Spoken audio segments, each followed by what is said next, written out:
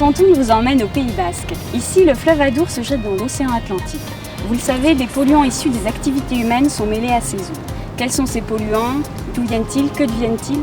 Tout un groupe de chercheurs que vous allez rencontrer aujourd'hui s'est fédéré pour répondre à ces questions. Ils sont physiciens, chimistes ou biologistes et tentent d'apporter la vision la plus claire au devenir des micropolluants. Je vous présente Laurent Lanceleur et Mathilde Montpérus qui vont vous servir de guide au cours de cette journée. Bonjour. Bonjour.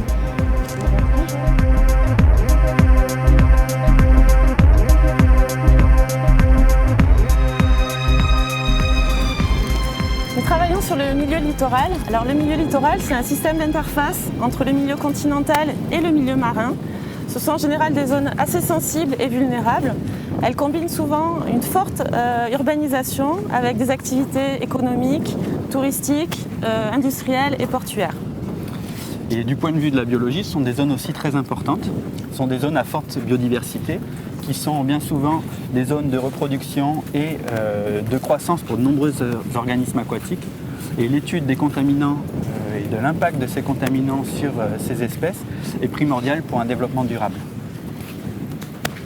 Les micropolluants, ce sont des substances chimiques à l'état de trace, c'est-à-dire à des concentrations très très petites. On peut les classer en deux familles, les contaminants inorganiques, comme les métaux par exemple, et les contaminants organiques, comme les hydrocarbures ou encore les pesticides.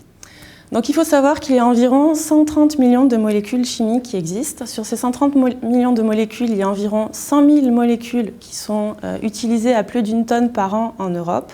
Et il faut savoir aussi qu'il existe une loi qui s'appelle la directive cadre sur l'eau, qui est une loi européenne, qui réglemente 45 substances qui sont appelées aussi des substances prioritaires.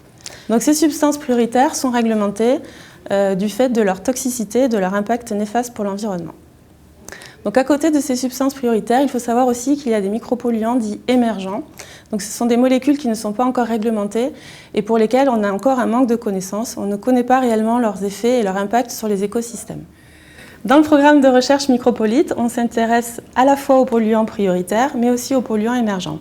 Parmi ces polluants émergents, on travaille notamment sur des produits pharmaceutiques, mais aussi des produits synthétiques odorants qu'on utilise dans nos produits de soins, dans nos shampoings et nos gels douche, dans nos détergents, comme aussi les alkylphénols, ou encore d'autres molécules comme les écrans solaires. Dans le programme de recherche Micropolite, on s'intéresse à déterminer les sources de ces micropolluants, mais aussi à essayer de mieux comprendre comment ils vont se comporter dans le milieu et surtout à évaluer leurs impacts sur les écosystèmes et sur les organismes. L'étude des micropolluants dans l'environnement se base sur des observations de terrain, sur des expérimentations de terrain, mais aussi sur des expérimentations au laboratoire. Dans le cadre du projet de recherche Micropolite, nous nous intéressons à 3 sites ateliers de la façade littorale sud-aquitaine. L'estuaire de l'Adour, le gouffre de Cabreton au nord et la zone littorale sud-Pays Basque. L'ensemble de ces sites connaît une pression anthropique, c'est-à-dire liée à l'homme, et cette pression est d'origine agricole, industrielle ou encore domestique.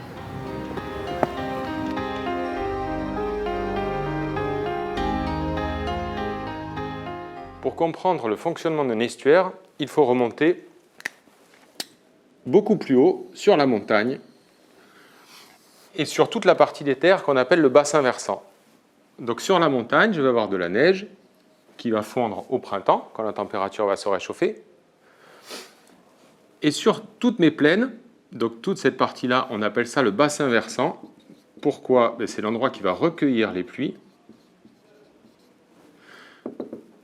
Donc quand il pleut et que la neige fond, ça va venir gonfler petit à petit ma rivière qui va à terme venir alimenter l'océan.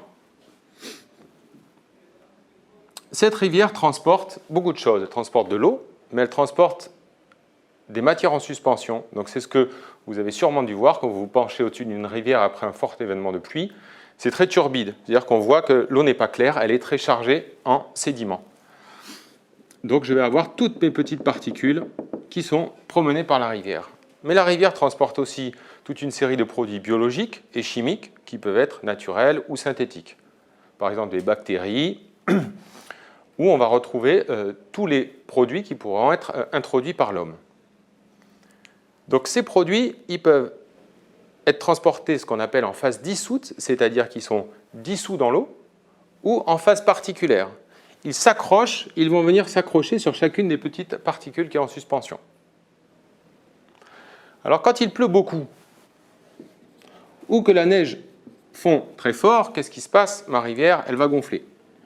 Elle va gonfler et je vais avoir un débit beaucoup plus important. C'est ce qu'on appelle la crue. Donc dans ce cas-là, le courant est tellement fort qu'il va venir arracher des particules sur le fond. Donc je vais avoir davantage de matière en suspension.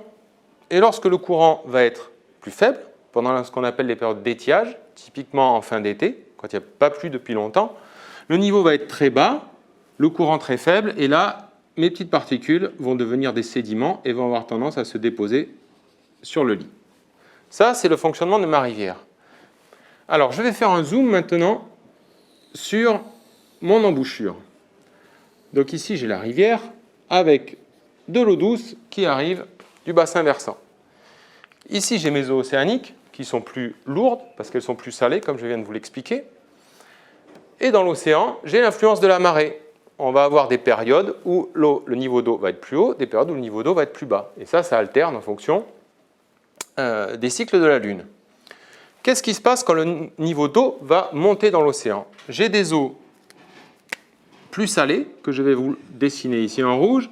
Petit à petit, ce niveau va monter. Donc, les eaux salées vont rentrer dans l'estuaire. Comme elles sont plus lourdes, elles vont rentrer au fond. Et on appelle ça un coin salé. Donc, j'ai le courant d'eau douce qui va s'inverser, qui va d'abord ralentir, et puis qui après va finir par s'inverser quand je vais être à marée haute. Je vais avoir mon estuaire qui va être complètement rempli d'eau salée. Alors évidemment, tout ça c'est une compétition entre la force du débit et la force de la marée. Quand j'ai une période de crue avec un débit très fort, je vais toujours avoir de l'eau douce qui va réussir à s'écouler. Quand j'ai un petit débit, l'eau salée va pouvoir remonter très haut dans mon estuaire.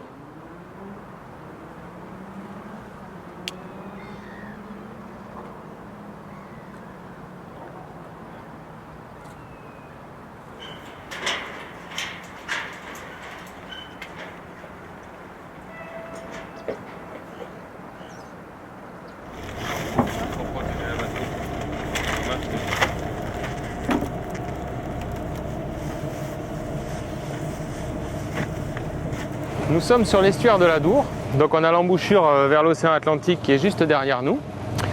On est allé à bord du bateau Ingénieur Lesbord, qui appartient à la région Nouvelle-Aquitaine et domicilié au port de Bayonne.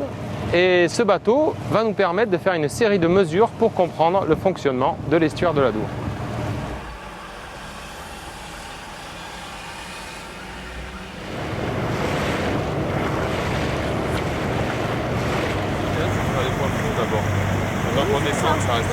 Nous allons plonger ces deux sondes depuis la surface jusqu'au fond de l'estuaire pour mesurer les propriétés des masses d'eau sur l'intégralité de la colonne d'eau. Ce qui va nous permettre à terme de comprendre comment sont transportés les contaminants en phase dissoute ou en phase particulière.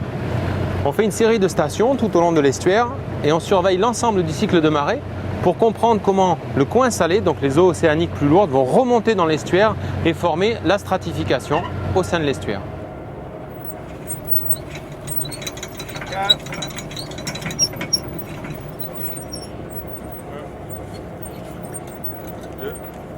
Nous avons ici deux sondes qui nous permettent de mesurer différents paramètres de la colonne d'eau. La première, c'est un granulomètre qui s'appelle le LIS, c'est celle-ci, qui nous permet de savoir la taille des particules dans la colonne d'eau.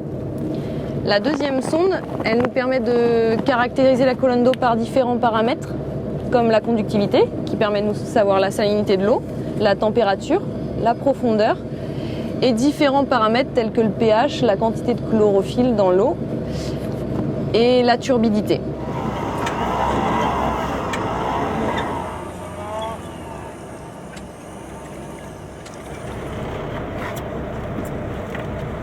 Alors, pour comprendre ce qui se passe dans un estuaire, et notamment comment les masses d'eau et toutes les substances qu'elles contiennent peuvent être expulsées vers les eaux océaniques, on a à notre disposition un outil très efficace qui est la modélisation numérique. Alors cet outil va nous permettre de comprendre ce qui se passe, mais également de prévoir ce qui va se passer à l'avenir. Donc la base de construction d'un modèle numérique, c'est d'avoir une représentation discrète de l'espace. Alors discrète, ça ne veut pas dire que ça ne fait pas de bruit. Ça veut dire qu'on représente l'espace par un nombre de points. Et en chacun de ces points, on va calculer les équations de la mécanique des fluides. Donc comme un ballon de foot ou une pomme qui tombe, toutes les particules de fluide, elles sont soumises à un ensemble de forces. Et en chacun des points de ce domaine, on va calculer l'ensemble de ces forces et la résultante qui est l'accélération. Et qui va nous dire vers où vont se déplacer nos particules. Donc ici, on a une représentation de la côte basque. Vous voyez, cette partie-là, c'est la Dour. Ici, c'est la Nive. Ces couleurs représentent la profondeur. Donc ici, on voit le gouffre de Cabreton qui est très profond. Et à proximité des côtes, la profondeur est toujours de l'ordre de 50 mètres. Maintenant, si je regarde ce qui se passe après avoir fait tourner mon modèle numérique. Ici, j'ai un modèle d'estuaire. Donc j'ai zoomé sur la partie de l'embouchure de la Dour. Ce que nous voyons ici, c'est des cycles de marée successifs. Donc le niveau d'eau océanique monte et descend. Et les eaux océaniques sont plus salées. La salinité est représentée en rouge. Et à l'intérieur de l'estuaire, ce qu'on voit en bleu clair, ce sont les eaux fluviales, donc qui sont douces, moins salées. Et on voit, au cours du cycle de marée, ce va-et-vient des eaux océaniques et des eaux fluviales, qui va de temps en temps résulter dans l'expulsion d'un panache à la sortie. Alors ça, encore une fois, c'est la compétition entre le débit de la rivière qui rentre et la force de la marée.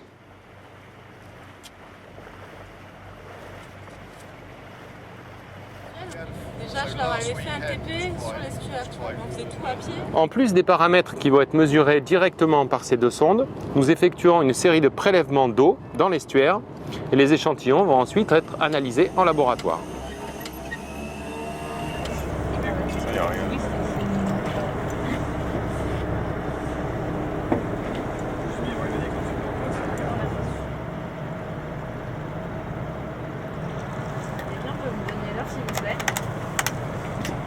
Mais tu veux qu'on rattrape le point quand même? Tu veux qu'on essaye de repartir sur le point?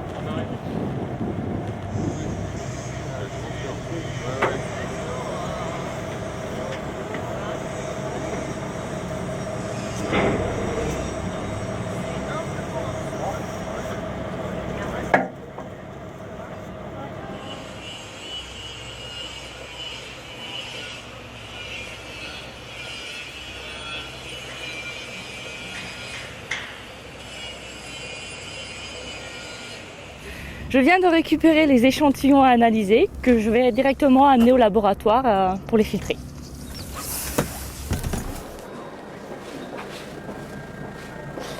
Nous voici au laboratoire et nous allons attaquer les filtrations des échantillons. Donc là, quand on arrive au laboratoire, en fait, les échantillons sont prélevés. Ils arrivent au laboratoire dans les bouteilles de prélèvement. Donc là, il va y avoir toute une série de protocoles à respecter par rapport à chaque famille de contaminants, en fait. Donc une fois qu'on a filtré, on va recueillir cet échantillon et on va remplir nos flacons ici. Donc en général, pour chaque famille de micropolluants et pour chaque échantillon, on remplit 3 flacons. Pourquoi 3 flacons? Parce qu'en fait, on ne se contente pas de faire une seule analyse, mais ce qu'on appelle des triplicats d'analyse, pour bien être sûr que ce qu'on mesure, c'est juste, et puis pour pouvoir calculer une moyenne, et puis aussi une erreur associée à cette moyenne.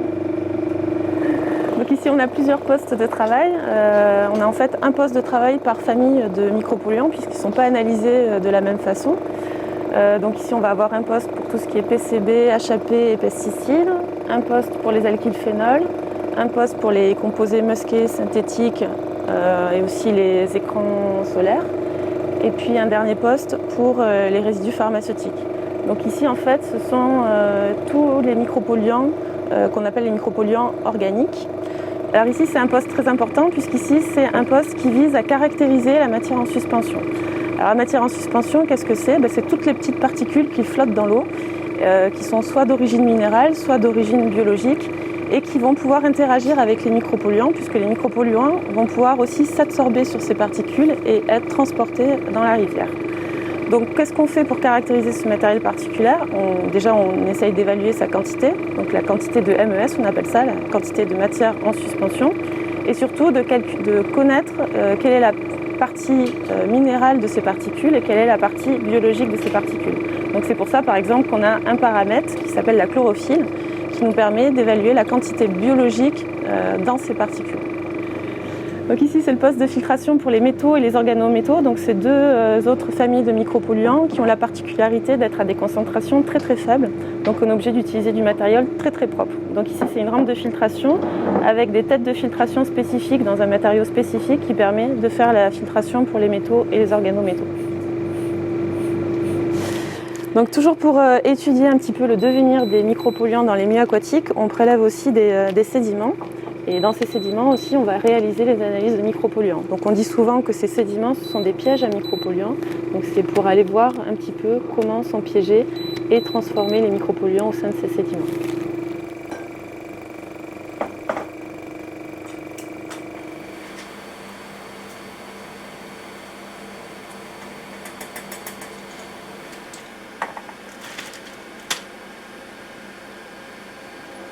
Donc alors moi je vais vous présenter plus en détail comment est-ce qu'on analyse la famille des contaminants organiques, donc qui inclut les pesticides, les filtres UV et les muscs qui sont des produits présents dans les cosmétiques.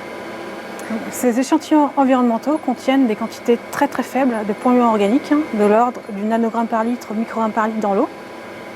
Donc avant l'analyse, il va être nécessaire de faire une préconcentration, ce qui va nous permettre de purifier, concentrer et faciliter la détection des polluants.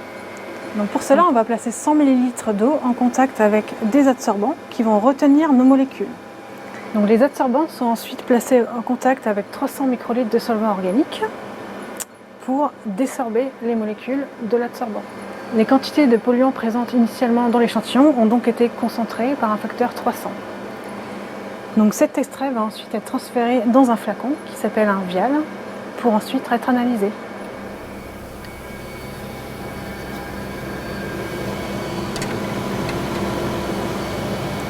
Donc la chromatographie en phase gazeuse couplée à un spectromètre de masse est une technique qui permet de séparer, de détecter et d'identifier les constituants d'un mélange. L'échantillon est injecté, volatilisé dans l'injecteur, ce qui signifie passer de phase liquide à phase gazeuse, et il est ensuite entraîné par un gaz vecteur à l'intérieur d'une colonne capillaire de 30 mètres. Donc cette colonne capillaire contient une paroi interne qui s'appelle une phase stationnaire. Plus les interactions physico-chimiques entre nos molécules et cette phase stationnaire vont être fortes, plus nos molécules vont être retenues. À la sortie de la colonne, les molécules vont ensuite rentrer dans le spectromètre de masse, dans lequel elles vont être ionisées et séparées selon leur rapport masse surcharge. Donc on obtient un chromatogramme qui représente nos molécules en fonction de leur temps de rétention. Donc cette technique nous permet de séparer une vingtaine de pesticides et au total une soixantaine de molécules.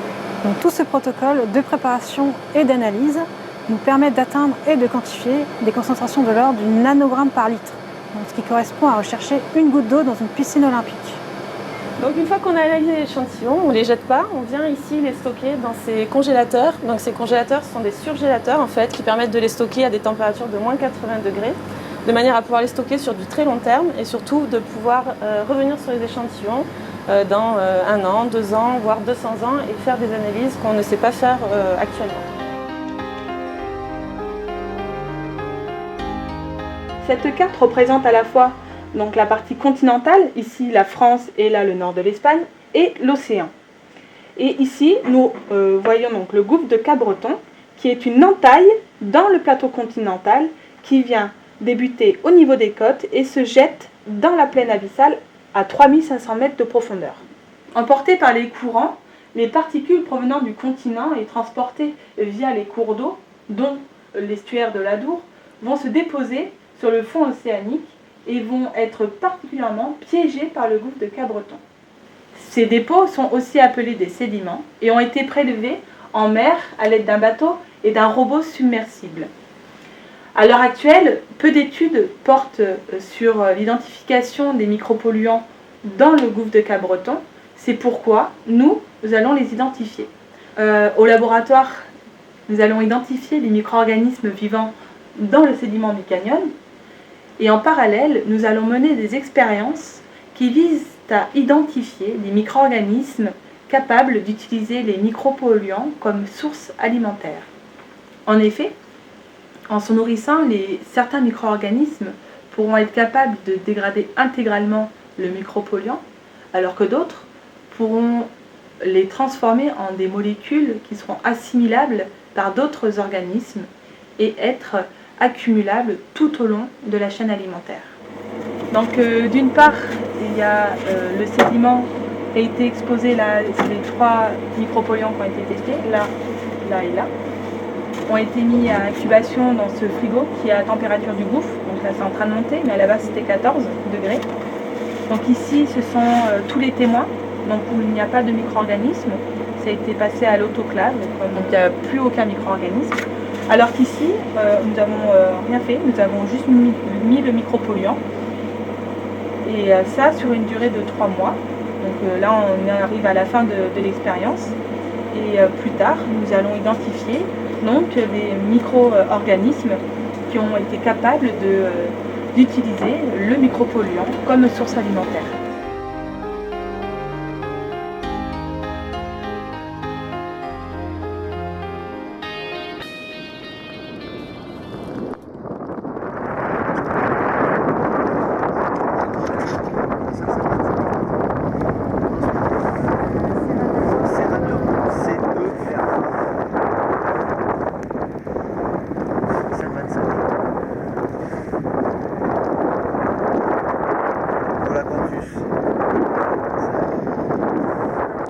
On étudie l'impact des rejets des stations d'épuration sur la diversité benthique. Donc c'est la faune et la flore vivant à proximité du fond, le long de la côte basque rocheuse. Pour ça, on a choisi des sites impactés. Donc c'est des sites sur lesquels on a identifié des rejets de stations d'épuration et des sites témoins. Donc c'est des sites où aucun rejet n'a été identifié. La campagne d'échantillonnage va se faire soit à pied sur l'estran, donc l'estran c'est la zone de balancement des marées, ou en plongée sur des sites au large. On va étudier cet impact d'un point de vue biologique, donc on va aller positionner des quadras sur les zones rocheuses et au sein de ces quadras, on va aller identifier et dénombrer l'ensemble des espèces qui s'y trouvent, donc la faune et la flore. On va ensuite pouvoir comparer les données récoltées dans ces quadras entre les sites témoins et les sites impactés. On va pouvoir aussi identifier des espèces sensibles ou résistantes à la pollution et voir s'il y a une différence en abondance ou en présence-absence des différentes espèces. On va aussi analyser cet impact d'un point de vue chimique. Donc pour cela, on va aller récolter des espèces sur le terrain. Donc ça peut être soit des algues, soit des mollusques comme les patelles ou les holothuries, donc les concombres de mer, qui sont des espèces qui sont connues pour accumuler les contaminants qu'on avait déjà retrouvés dans les rejets de stations d'épuration. Une fois au laboratoire, on va analyser ces espèces et on va ensuite pouvoir comparer les résultats entre les sites impactés et les sites témoins pour voir s'il y a des différences au niveau de la concentration des contaminants dans les organismes. D'accord. Par contre, le rose, violet et vivant. C'est les pentamères. Quoi? Donc si les pentamères, c'est... Ah bon?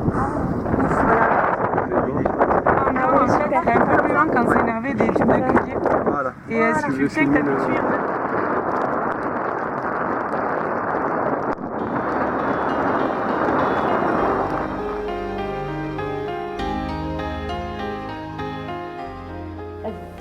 Donc l'objet du projet Micropolite, c'est d'observer, d'évaluer les concentrations de polluants au niveau de la chaîne alimentaire. Donc sur cette action-là, on a choisi un certain nombre d'espèces qui se situent à des niveaux différents de la chaîne alimentaire. On a des crevettes qui sont plutôt au fond, du rouget barbet qui est plutôt au fond, du merlune qui est plutôt au-dessus, le fond, et la sole qui est vraiment sur le fond. On a aussi des parasites comme l'anisakis qu'on trouve dans le merlu ou qu'on trouve dans le dauphin. Le dauphin est une espèce qui fait partie qui va être analysée aussi dans le cadre du projet Micropolite, et les goélands aussi, via les plumes, via les œufs. Voilà. L'idée étant de voir comment, dans un milieu, dans un écosystème, des polluants peuvent se disperser et se concentrer. Donc parmi les espèces qui ont été retenues dans le projet Micropolite, on a le rouget barbet de roche, qui est un poisson qui vit au ras du sol et qui se nourrit dans la vase. D'accord ? La première opération qu'on réalise sur chaque poisson, c'est la mesure du poisson en millimètres. Ensuite, on les pèse en grammes. Ensuite, on les sexe, on les ouvre, on cherche les gonades, ou les testicules, ou les ovaires. Ensuite, les gonades sont prélevées, pesées individuellement. Donc le foie est prélevé, il est prélevé parce qu'il a la particularité de concentrer un certain nombre de produits, et notamment les polluants. On ouvre la boîte crânienne du poisson, on prend les otolithes. Les otolithes, c'est un peu la boîte noire du poisson. Avec les otolithes, on peut savoir l'âge d'un poisson et on peut aussi reconstituer une partie de sa vie, et notamment les périodes où il a concentré des polluants. Donc pour finir, on prélève aussi les muscles, parce que les muscles concentrent aussi des polluants, ou concentrent d'autres substances chimiques.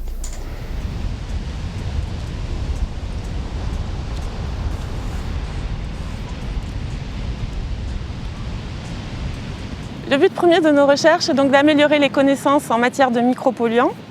Il reste encore beaucoup de choses à faire, notamment en essayant d'améliorer les techniques d'analyse pour aller rechercher ces micropolluants dans les différents compartiments environnementaux, et aussi de mieux connaître leur réactivité et leur devenir dans les écosystèmes. L'étude de ces contaminants dans des milieux naturels nous permet de connaître la capacité d'auto-épuration de ces systèmes. Et les études expérimentales qui sont menées en parallèle nous permettent de développer de nouveaux moyens de traitement des eaux usées. Le premier levier pour la réduction de l'impact de l'homme sur son environnement reste le consommateur.